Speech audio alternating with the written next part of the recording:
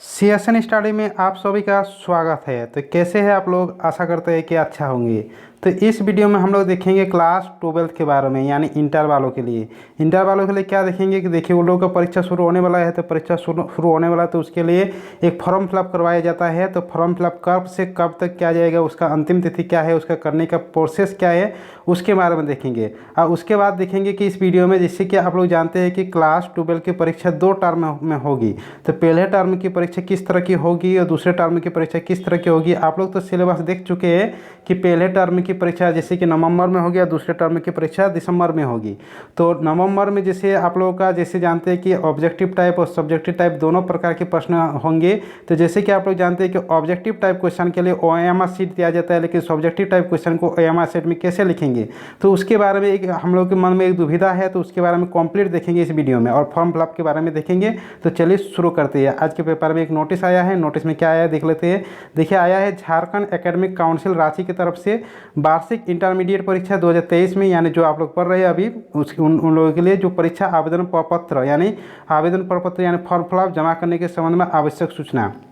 उसके बाद यहाँ पर आगे है कि एतद द्वारा वार्षिक इंटरमीडिएट परीक्षा 2023 में सम्मिलित होने वाले सभी छात्र छात्राओं, अभिभावकों एवं विद्यालय प्रधानों को सूचित किया जाता है कि दिनांक 25/8/2022 को स्कूली शिक्षा एवं साक्षरता विभाग द्वारा लिए गए निर्णय के आलोक में वार्षिक इंटरमीडिएट परीक्षा 2023 का आयोजन निम्नवत रूप में किया जाना है। क्या है निम्नवत, एक एक पॉइंट का आसानी से देखेंगे और समझेंगे। जैसे कि पहला है कि वार्षिक इंटरमीडिएट परीक्षा 2023 का आयोजन 2 शाब्दिक परीक्षा के माध्यम से किया जाएगा। जैसे कि आप लोग पहले भी जानते थे कि इंटरमीडिएट की परीक्षा 2 टर्म में होगी, 2 शाब्दिक परीक्षा में। प्रथम शाब्दिक परीक्षा नवंबर में होगी, नवंबर महीना के 2022 में, और द्वितीय शाब्दिक परीक्षा की परीक्षा होगी मार्च 2023 में, जैसे कि आप लोग पहले से ही जानते हैं। उसके बाद आगे है यहाँ पर कि दोनों शाब्दिक परीक्षा बहुवैकल्पिक यानी एमसीक्यू प्रश्न तथा अति लघुत्तरीय प्रश्न उत्तरीय लघुत्तरीय एवं दीर्घोत्तरीय मिश्रित प्रश्न पर आधारित होगी।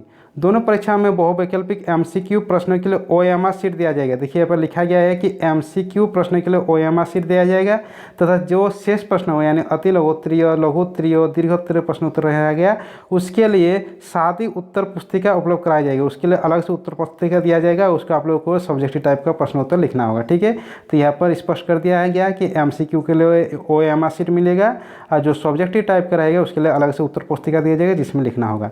उसके बाद है कि दोनों परीक्षा के लिए अलग अलग पाठ्यक्रम यानी सिलेबस झारखंड शैक्षिक अनुसंधान एवं प्रशिक्षण परिषद JCRT द्वारा जारी किया गया है। दोनों परीक्षा के लिए सिलेबस जारी कर दिया गया JCRT में। ठीक है, सिलेबस में इसी चैनल में आप लोगों को मिल जाएगा, अपलोड कर देंगे।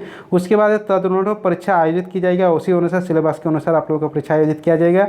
उसके बाद आगे है कि दोनों परीक्षा में प्राप्त अंकों को समाहित कर वार्षिक इंटरमीडिएट परीक्षा 2023 के परीक्षाफल का प्रकाशन किया जाएगा। देखिए, टर्म 1 में जितना आप लोगों को परीक्षा में अंक मिलेगा, टर्म 2 में जितना परीक्षा में अंक मिलेगा, दोनों टर्म की परीक्षा के अंकों को जोड़ा जाएगा और उसके अनुसार आप लोगों का मतलब रिजल्ट प्रकाशित दिया जाएगा। तो यहाँ पर आप लोगों के लिए महत्वपूर्ण हो जाता है कि टर्म 1 की परीक्षा भी हम लोग अच्छी तरीके से देना है और टर्म 2 की परीक्षा भी अच्छी तरीके से देना है, क्योंकि दोनों टर्म की परीक्षा के अंकों को जोड़ा जाएगा। उसके बाद आगे है इंटरमीडिएट परीक्षा के लिए परीक्षा आवेदन प्रपत्र परिषद की वेबसाइट, कहाँ पर आप लोग मतलब फॉर्म फिलअप कर सकते हैं, वो वाला वेबसाइट दिया गया है कि दोनों परीक्षा। उसके बाद यहाँ पर वेबसाइट दिया गया है कि इसी साइट से www.jac.jharkhand.gov.in/jac के माध्यम से ऑनलाइन भराया जाएगा। यहाँ पर आप लोग मतलब अपना फॉर्म फिलअप मतलब भर सकते हैं। और उसके बाद ओसे पूर्ववर्ती छात्र छात्रा जिनके 3 वर्ष की सूचीकरण अवधि समाप्त हो गई, क्या पुनः पंजीयन एवं परीक्षा प्रपत्र भरने की ऑनलाइन भराया जाएगा। जो मतलब पहले से मतलब परीक्षा नहीं दे पाए या हो सकता है कि फेल किया गया, उसका भी ऑनलाइन किया जाएगा 3 वर्ष तक। 3 वर्ष के ज़्यादा हो जाएगा तो उसका ऑनलाइन नहीं किया जाएगा। ठीक है, उसके बाद वार्षिक इंटरमीडिएट परीक्षा 2023 के लिए नियमित स्वतंत्र पूर्ववर्ती छात्र तथा छात्राओं समन्वित परीक्षाओं के लिए परीक्षा आवेदन प्रपत्र ऑनलाइन भरने के कार्यक्रम निम्न प्रकार निर्धारित किया जाता है। यानी पर कब तक होगी, कब से कब तक, उसके लिए देखिए यहाँ पर 2 तरह के दिया गया है। एक है विलम्ब शुल्क रहित और एक है विलम्ब शुल्क सहित। विलम्ब शुल्क यानी देखिए, अगर आप लोग निर्धारित तिथि के अंदर नहीं भर पाते हैं तो आप लोगों के लिए एक्स्ट्रा चार्ज लिया जाएगा, यानी एक्स्ट्रा फी लिया जाएगा। तो आप लोग कोशिश कीजिए क्या कि समय रहते ही भर लेंगे, नहीं तो आप लोगों को एक्स्ट्रा पैसा देना पड़ेगा उसके लिए। तो विलम्ब शुल्क रहित तो यानी जो पैसा नहीं रहेगा एक्स्ट्रा के लिए, तो 2 तरीके से भर सकते हैं, ऑनलाइन के माध्यम से भी और एक ऑफलाइन के माध्यम से भी।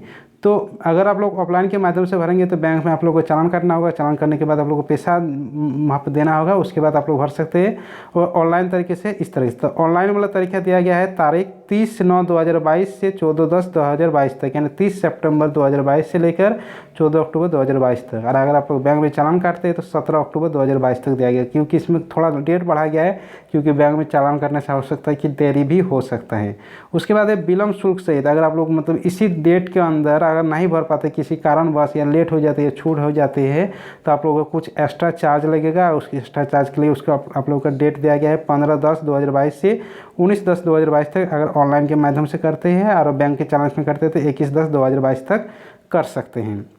उसके बाद कैसे आवेदन कर सकते हैं, तो देखिए इंटर महाविद्यालय को उपलब्ध कराए गए यूजर आईडी एवं पासवर्ड का उपयोग कर परीक्षा आवेदन प्रपत्र पुनः पंजीयन प्रपत्र ऑनलाइन भरा जाएगा।